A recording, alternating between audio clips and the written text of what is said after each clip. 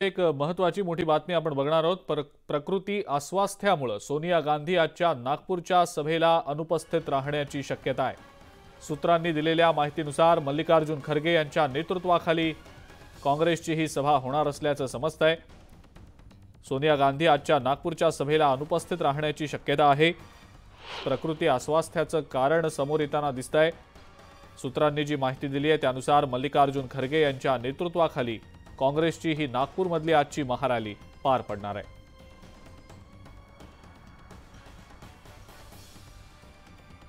सोनिया गांधी आजच्या नागपूरच्या सभेत अनुपस्थित असण्याची शक्यता आहे। प्रकृती अस्वास्थ्यामुळे त्या इथं उपस्थित राहण्याची शक्यता फार कमी असल्याचं बोललं जात आहे। सूत्रांनी जी माहिती दिली आहे त्यानुसार मल्लिकार्जुन खरगे यांच्या नेतृत्वाखाली काँग्रेसची आजची ही नागपूरमधली सभा पार पडणार आहे।